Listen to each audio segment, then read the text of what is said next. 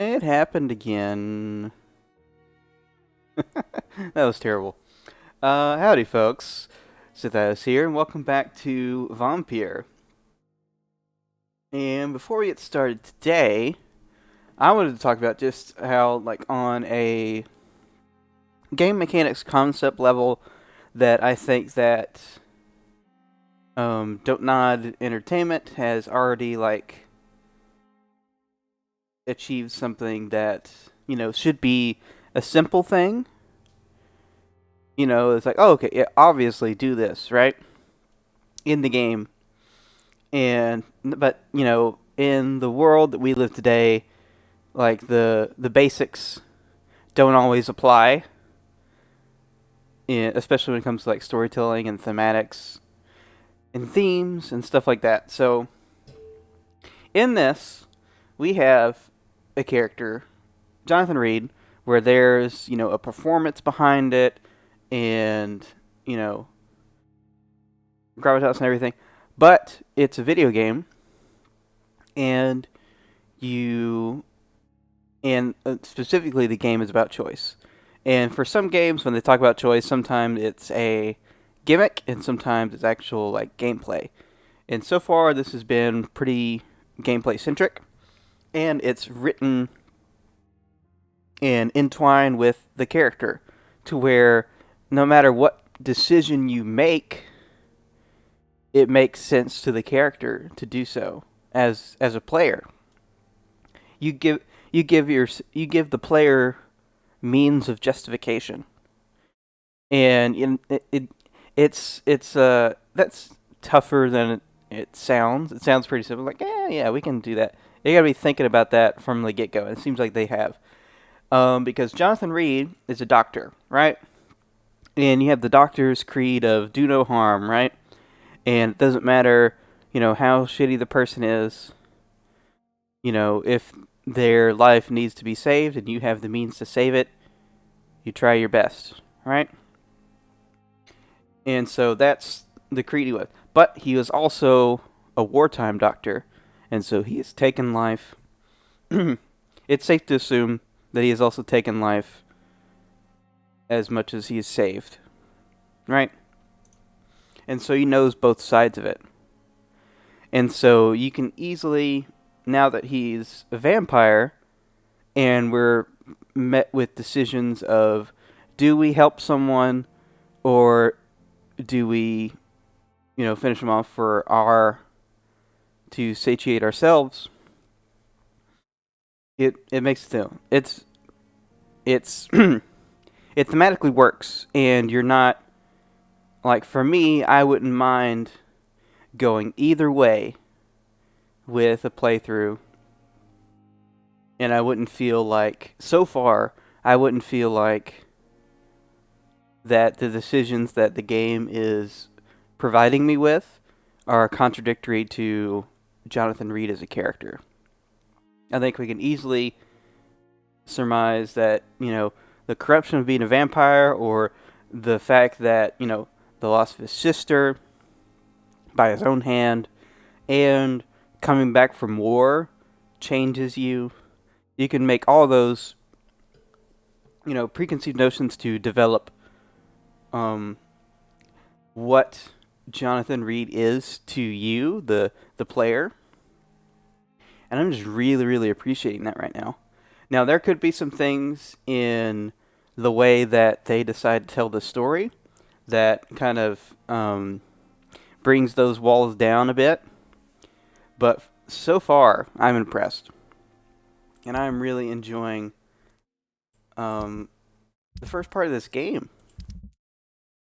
I'm going to see where it goes. And it's got to be as far as a blind experience, this is kind of like the moments I'm looking for, because I didn't know there'd be boss fights in this. I knew about the choice factor. I didn't know how deep it would go. I didn't know how well they would implement it. And so far, I'm impressed.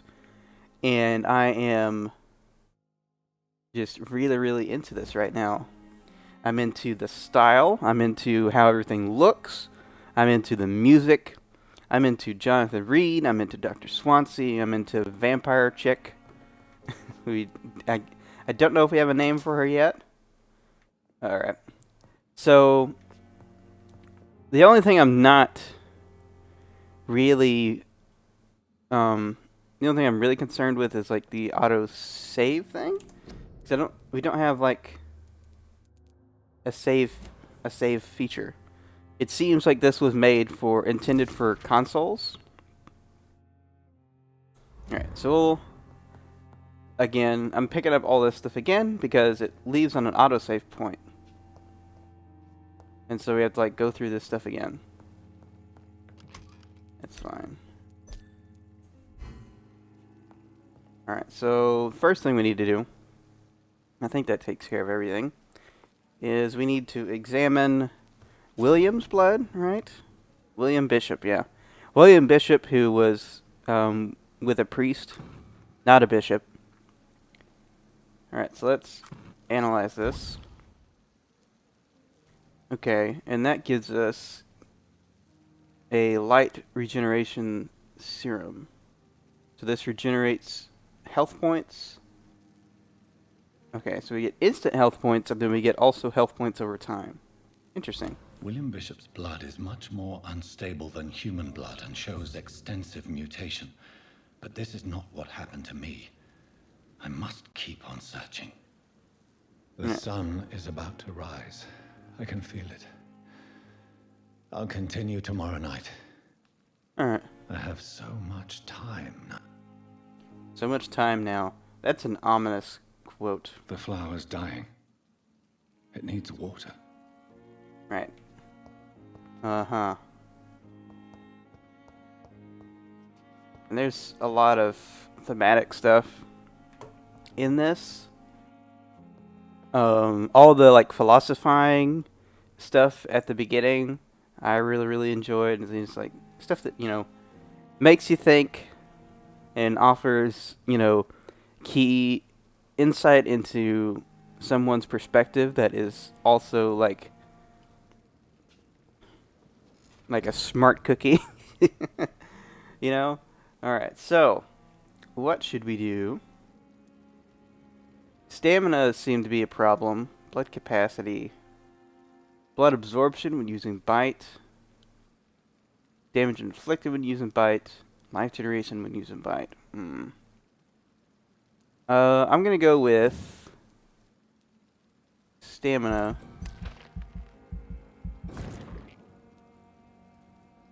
I'm gonna bump that up twice. Because that is a problem in that boss fight. And then as far as blood absorption, damage inflicted, I'm gonna go with regen. Level 2. Yeah, we'll go up 2 levels for regen. So yeah, so we got 2 into blood regen, 2 into stamina. And then we still have our regular heal and our claws. I mean, there's some coagulation blood. I haven't looked into these. Shadow Veil, Spring. Plus damage upon landing. Interesting. There's a lot. And it's pretty cool. Science. Increases all that stuff. So this seems pretty unnecessary right now. Let's confirm all that choices. See how that works for us. But I'm just going based on how our last encounter went and what we needed. Is complete. I'd better learn to hide my true nature from the mortals. But what about my thirst for blood?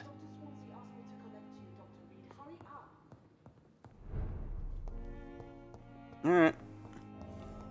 Let's get started. Alright, we gonna talk? Yes, Nurse Crane? How can I help you? I'm so sorry. I know Dr. Swansea wanted you to rest, but we have somewhat of a crisis. A crisis, you say? Our supply of antiseptics is nearly depleted. I was hoping there was another box up here, but No antiseptics at all. What type of hospital are you running? Oh, I don't want to No be like. I don't want to be antiseptics. that bad. You have been away too long, Doctor. With the war and now this epidemic, supplies have been running scarce for months now. I may have a solution. In France, during the war, drugs shortage was a daily problem, and we had to use our wits to overcome the shortages. However do you mean? If combined correctly, certain household chemical products can be used in a pinch instead. Now, where's the hospital storeroom? The storeroom? Fat chance. This is the Pembroke, and space is luxury we don't have. Everything used to be stored in the old morgue. Perhaps I should look there first. Where is this morgue? It's the large building behind the hospital. You'll need to go in the back door because it's been sealed off for sanitary reasons. Take this key. It opens a small back entrance at the end of a narrow street. The abandoned morgue behind the hospital. A small door at the end of a narrow street. On my way then. Thank you, nurse. Yeah. Yeah, I didn't want to be a dick. It's locked, all right. There's a locked thing. Alright, and this is Dr. Tippett, Strickland, and Aykroyd. Back out of that. I cannot enter. Yep. So I definitely need to overlook the options more than I did there. The thought that would be like a regular option and like the other option that I remember, that I recall. Sure, we'll use that. We'll grab that. We have a medical file. I'll look at this. We have a male, 28, Thomas Elwood. Convalescence. Patient's face has been heavily burnt and disfigured by a bomb during the war. Even with the use of the strongest sedatives, he affirms to regularly endure severe pain from the wounds. That the flames are still burning under the skin, he says. Examinations of the here we go, medical terms. Cicatrized? Definitely not the right way to say that. Tissues show no traits of inflammation, infection, or swelling. Scars are clean. Could be a case of persisting nerve damage. The patient never ceases to blame himself for his disfiguration. Could it be a case of guilt of the survivor? Phantom pain manifesting as a punishment for not dying with his comrades. Yeah. Okay, so that lets us know stuff about Thomas Elwood. Alright, can't use that door. Can I just explore? Let's tell us what it is. FC2. I'm not up to date on hospital terms. Let's just examine this floor for a bit. Just kind of explore around. It's locked. Yeah, figured. We got a lot of crap everywhere, that's for sure. Alright, should we go up then down? I feel like the third story. I'm also reading up, first floor. Right, this is the this is Europe, where technically this is the first floor, not the second floor, like in America. And I actually think that it makes more sense over there than it does here. But whatever. Yeah. So yeah, obviously you have your, you know, regular, I don't even know what they call the first floor. In Europe, I took a French class in college, and that's where I first learned of it, and I was like, that, you know, that actually makes sense. And then, you know, you forget stuff, especially when it comes to languages, because you just don't keep doing it, and so you just lose it in the shuffle. Alright, so you kind of looked, not much to do around here. That's the way out. And it looks like that's the back door that she's talking about. Maybe. It's locked. Hello, nurse. Long letter. Alright. We'll have a look at that later. And just lets you know more about people. They're being a little snoopy But this is one of the things that I just can't get around, no matter who the character is in any game with an RPG. The player, in me in this instance, just overwrites any of the character stuff. Like, I can't not look around and see what's around. Alright, so this is right where we're supposed to be. Okay, so we can use this. Head out this way too.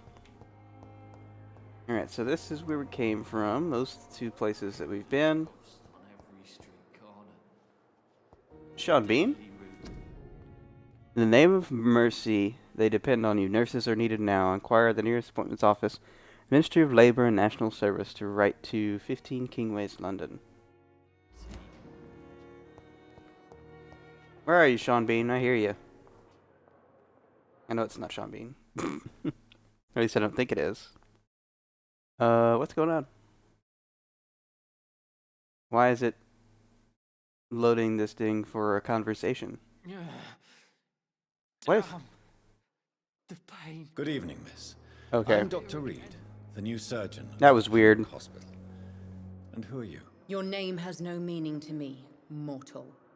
You're nothing but dust blown by the winds of eternity. Oh, I beg your pardon. you What are obviously... you begging for, mortal? My clemency? Well, tonight maybe I'm inclined to mercy. You'll never forget the night you met Thelma Howcroft. You keep calling me mortal. Why is that? And if I'm mortal, what are you? Well, Dr. Reid, if you must know, I'm a vampire.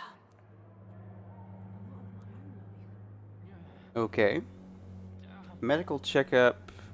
Do you require my services, Miss Howcroft? I have no need for your medicine, Dr. Reid.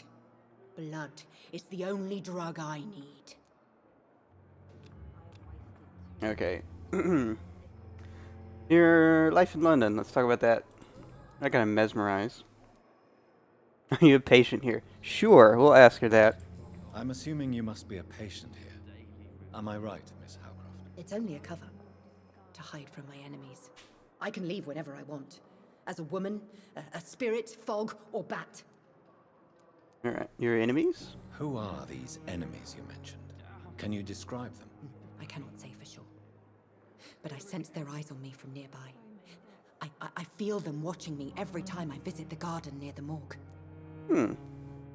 Well, we'll take care of you. The staff here are not your enemy.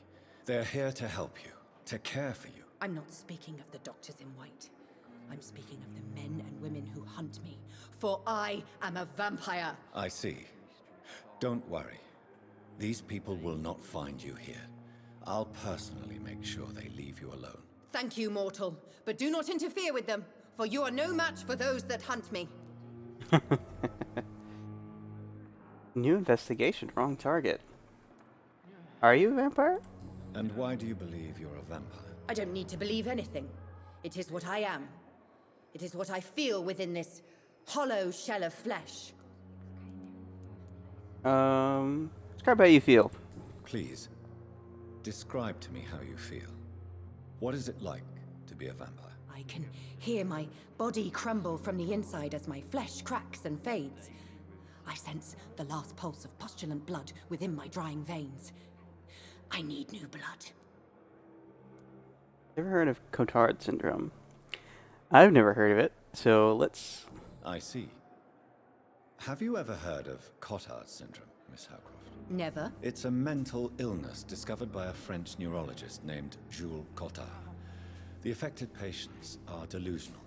They believe that they are putrefying, that they are dead, a ghost or a ghoul, or in your case, a vampire. Delusional, you say? Oh, sad and petty mortal. You can't even begin to understand the concept of immortality. And you think it is I who am delusional.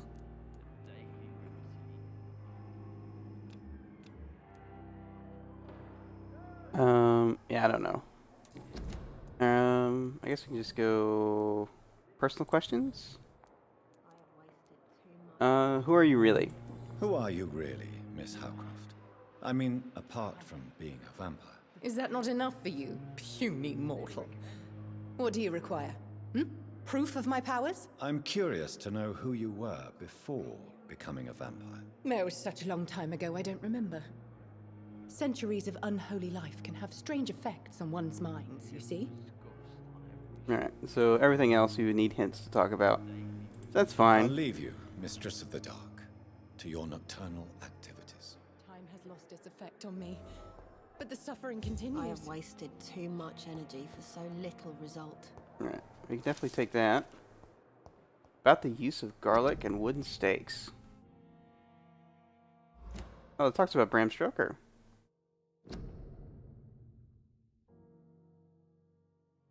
I can never say how damaging that novel of Bram Stoker has been. That's great. I'll definitely check that out. Damn. The pain. It's here again. I wonder what your last thoughts would be, sir. So yeah, we can find out. So yeah, we're picking up little side quests. I didn't expect that we'd be doing that while we're in It's here locked, all right. talking to patients. Oh, there's the father that we helped save. Good evening, Mr. Hampton. How do you Mr. feel? Hampton. Dr. Reid, is it? Oh, sir, I must apologize for my behavior. What do you mean? I was not myself in the factory. Fear and exhaustion made me say awful things to you, I'm afraid. You remained perfectly nice and polite. A little delirious, perhaps. But who wouldn't be after enduring an abduction? Thank you, Doctor. That's a relief. Now all I need to do is rest and return to my flock. What about your life in London? Tom Watts? Do you know Tom Watts, the bartender from the Turtle? I met him before I found you in the canning factory. Tom? Yes, of course. Always the helping hand, good old Tom. Without men like him, corruption and despair would have wiped out the East End long ago. Corruption. Who should I avoid in this part of town, then? Any particularly evil figures? Not really. Most men and women are just doing their best. And it's not my habit to speak ill of people I know, Doctor. What about despair? People are still in despair. How could it be otherwise? The authorities have left us all to rot in this contagious nightmare. No drugs, no advice, nothing. It's a damn shame. Alright, take me back. Alright, what's the situation in the East End docks? What is the general situation in the East End docks? The situation has always been tough, with a lot of tensions between the gangs and the Dockers Trade Union. The Wet Boot Boys are very nervous since they lost their leader. Has the gang been threatening you? Has the gang been threatening you? Ah, no. I've had this nickname for so long, you know, the sad saint of the East End. No one dares to bug a saint, not even criminals. Who leads the gang now? Since Clay Cox went missing, it's his wife Edwina who runs the show, with the assistance of her minion, Booth Digby. Alright, and the presence in William Bishop's den. How did you end up in William Bishop's den? I had received alarming news about his recent behavior. I went to his place and he refused to let me go. Why did he abduct you? Why did he abduct you? William was an alcoholic. His addiction suddenly changed to blood. I don't know why. Just like a patient I met here. This Miss Hawcroft. Either a hero or a fool. Sure. You dared to enter this awful place alone. You're a hero, Mr. Hampton. Or a fool. I'm just a man trying to help his friends, Dr. Reid. William Bishop was a conflicted soul, searching for light. Okay, and then personal questions. Do we have anything? How do you feel? How do you feel, Mr. Hampton? Medically speaking, I mean. I feel exhausted. Beyond exhaustion, actually. William drank so much of my blood in his madness. I feel empty. You're in good hands here. Dr. Swansea is well versed in blood transfusion, and I'm sure he'll take the best care of you. Thank you, sir. I believe all I need is rest. And then I can go back to the people who need me. So that's the thing that's always kind of a bit, you know, icky in the details, right? Of, like, when vampires feed, like, how much of it is a disease, how much of it is intent, right? when siring new vampires. Because it talks about, like, you can feed on people, and, you know, I don't know how it works in this game, but you can feed on people and then, like, not kill them. You can feed on people and, you know, suck them dry, that type thing.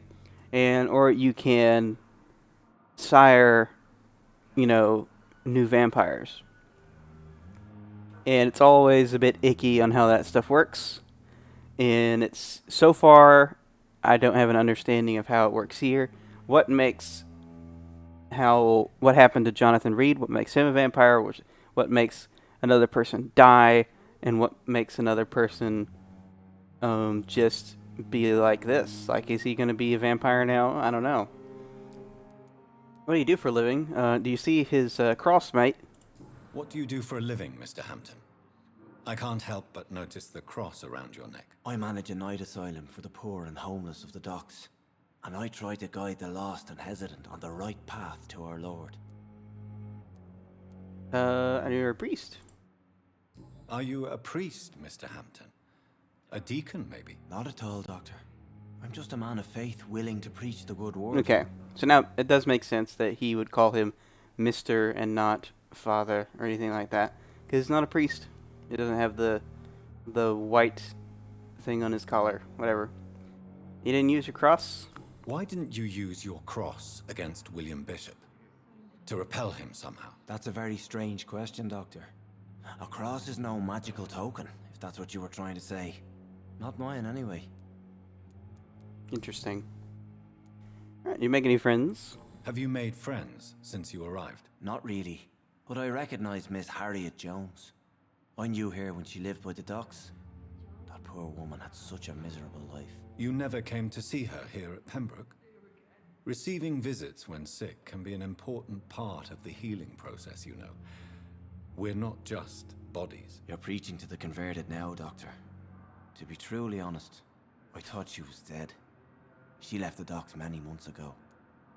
Alright. So, what details do we have on Sean? Nothing really. We know that his blood quality is really, really good. But yeah, Goodbye, we're Mr. not. Hampton. We'll talk again later. So, yeah. We can know how tasty people are and still deny it. So many deaths. Did she just leave now? Part of my own life. Interesting. So we can see ourselves in the mirror. It's just the mirrors are bad. Damn. The giant morgue disguised as a hospital. Here again. Alright, let's talk to you, buddy. Good evening, sir. Can I help you? Unless you're here to fix my face. No, This is our burn victim. I don't think you can help me. I'm Dr. Reid. I've recently taken the position of head surgeon here. War injuries, am I right? You guessed right, Doctor. German shell took my pretty little mug right off. But they still call me Thomas Elwood. Cool. Alright, let's do a medical Soldier, checkup. do you need assistance? I'm fine. Just do something for this pain, will you? That's all I'm asking. Alright. For details. Alright, so we do have some hint of him. Okay, so now we can cause like the real cause of the injury. Let's say, how's your stay? How's our stay with you? How is your stay with us, Mr. Elwood? Oh, it's bliss. I just escaped death in the trenches to be surrounded again by the moans of the dying. Can I ask you precisely why you're a patient here? It's the pain, sir. The drugs don't work. It just hurts under the scars, if you get my drift. Alright. Who is treating you? Who is treating you? Is someone in particular looking after your case? Nobody since the old and tired doctor spoke to me. Started to think I was forgotten about. Won't blame you. You don't seem worried by that. My face hurts so much more when I smile or cry. I've learned it's easier not to speak. But be assured I'm smiling inside. Can I do Can I anything? do anything for your pain? Nurses gave me a bunch of pills. No effect. Told you. It's like the flames are under my skin, burning away. Alright, so definitely talk about the real cause of the injury. Why do you feel responsible for the injury, Thomas? What really happened? I wasn't disfigured by any German shells. It happened during my leave. It was an accident. What really happened? Tell me what really happened then. I went with a whore in Rouen. Dead In drunk I France. was. Hmm. The hotel was a shithole. There was a fire that night. Did you start the fire? Were you trying to avoid going back to the front? That's not uncommon, you know. No. It's just that I was asleep when the flames reached the room. The girl was long gone. Bitch never woke me up. Left me to burn. Alright, so why lie then? Why lie about it? Come on. It's one thing to come back disfigured by the Germans, and it's another to get injured in an accident that could have happened to anybody. So we can't hide forever. Surgery could help you, or beauty is not everything. I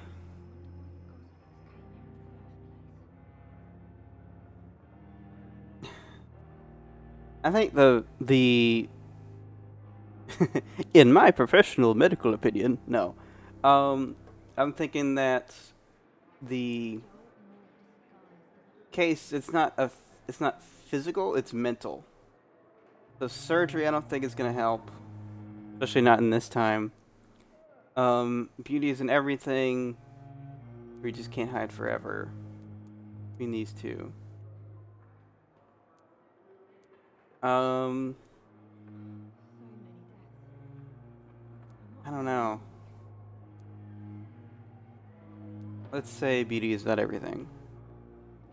Beauty is not everything, Mr. Elwood. Says Mr. Pretty Face. Oh, hit failed. Really? That can happen. Interesting. So if you look at... Wow. Cool. Alright. Can we go back and retry it again? Just out of Why curiosity. do you feel responsible for the injury, I wasn't Why the lie? Why? Come on. Beauty. Says Mr. Okay, it goes back to the thing. Tell me. I went with... Did you... No. Okay, yeah, it just goes back into the same stuff. So there's no, like, going back and trying it again. Interesting. So yeah, it's definitely talked about responsibility for your actions type thing. They like you put up like a warning banner like right before you get into game, like take responsibility for your actions, and it's just like, okay, game, I will. Oh, stop. But let's talk about the game. All right, so we can talk about you served for long. Where were you stationed, sir? Did you serve for long? I really don't want to talk about all this shit. No offense. I was pushing too much. I served in France myself. I just wanted to know what happened to you. You were an officer, weren't you? Then I doubt we fought the same war, sir. No offense. Right, how about Mrs. Howcroft's disease? How close are you to Miss Hawcroft? Are you aware that she thinks she is a vampire? To wait for her next nibble is the best reason to stay here. Every time she approaches my bed, she treats me like something tasty. A normal person. Aren't you afraid? She may hurt you if the game goes too far. She's quite harmless, I can assure you. Her head's broken inside is all. While I'm busted on the outside. But she's still beautiful. Living proof that there's hope for me. You let her bite you? So do you let her bite you? You know that's not sanitary. And why not? It's not sanitary. She's only supping a few drops of me blood. And the pain, it's real for once. She could decide to bite less willing patients. Then it's another good reason for me to stay here, Doctor.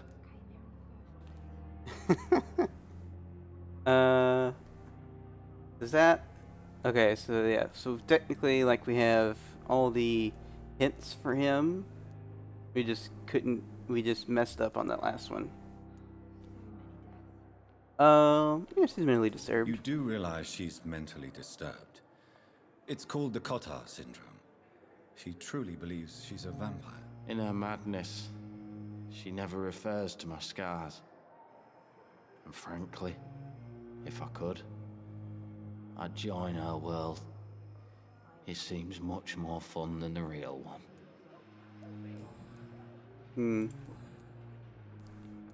Alright. Alright. Goodbye for now, Mr. Elwood. That basically Ghost on every takes street that corner. down a notch. Let's see, can we... Good evening, nurse. Good evening, Doctor. I don't think we've been introduced yet. My name is Pippa Hawkins. And Pippa I'm Hawkins. Dr. Jonathan Reid. Full Dr. name. Swansea has recently offered me a position in this hospital. Well, it's a euphemism that your help will be appreciated, Doctor. I will say that the, like, cutscene dialogue, like, camera stuff is really odd.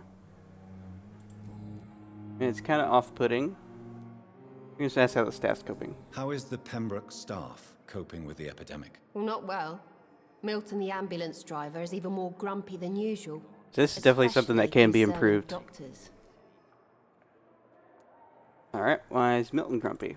Why is Milton grumpy on a daily basis? Is it just an act? Milton's not the kind of man who's bothered about a bad reputation, whether he deserved it or not. Okay, Milton hooks. Why does Milton dislike doctors? I don't know.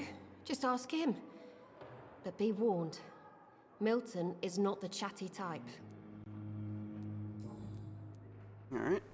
How long have you been a nurse? How long have you been a nurse? Or long enough to see that the epidemic is winning. And no matter how qualified you are, don't tell me you'll change that.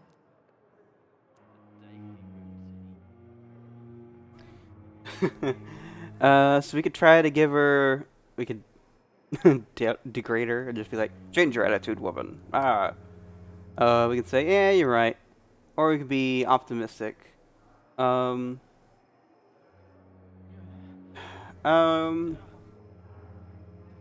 I don't know how optimistic Jonathan Reid would be at this point. He seems pretty... It's like everything is like leading towards like definite like pessimism in, you know, his life, but like the in the profession he's in, like they have to be like the most optimistic, right? In order to like do what they do for daily. And so I don't know. I'm just gonna reaffirm her things. It's like we can do the best we can, but this is something that's like definitely out of our control, right? You're right. When dealing with such a terrible disease, one must remain humble. But that doesn't mean we shouldn't try our best. Sorry, Doctor. I don't want to sound bitter, but I'm just too tired to give a pep talk like Nurse Brannigan. Alright. How's the situation? How would you describe the situation at the Pembroke Hospital? It's serious. The flu is wreaking havoc amongst the staff and patients. We are running out of everything. Get a grip, one. Spanish flu won't last forever. No, we'll just have something different in, in the next century. Nurse We won't talk Hawkins, about that. The Spanish flu won't last forever. Even the Black Plague didn't kill everyone. I wish I could believe you. But what if this epidemic was worse? What if in the end, nobody was spared? Get a grip. No, we're not gonna tell her to get a grip. It's life in London. Yeah, we already gone through those. What about personal questions? Are you thinking of leaving the hospital? Is that something that we know from her? Do you need medical help yourself, nurse? I'm fine, really. I just need to sleep. Alright. We'll see if she's thinking of leaving. Pepper, are you sure you want to leave this hospital? To become a nurse was a little girl's dream. But in the end, I don't feel that useful. I want more. I want to make things change. This is unacceptable. I don't know. Unacceptable. There you go. Unacceptable. Not even unacceptable. Unacceptable. Alright. Be proud of what you've achieved or the patients need you. I think, like, that's like the obvious thing that like people tend to say. Like it's like the altruistic choice, like, the patients need you, so you should continue, suffering yourself, right? And at least for me, I've had to learn more. Now we're getting into, that you need to be a little selfish, because being, altruistic, it gets, like, you yourself suffer. In terms of what you need for, to be mentally healthy. And so, that's about the most I'll say about that. So I'm going to tell her to be proud of what she's achieved. You should be proud of what you've achieved. This hospital represents hope for many people in need of help. Maybe you're right. But at the moment, I feel like we're just a cemetery waiting room. Alright. That gets us hit number 2. So yeah, that succeeded. Goodbye, And Nurse Hawkins. we'll just leave that. So we got that and the side quest stuff. And I kind of wanted to like try and go through all these wings. See if we have anybody else that we can talk to really, really quickly. Oh my goodness, there's so much more.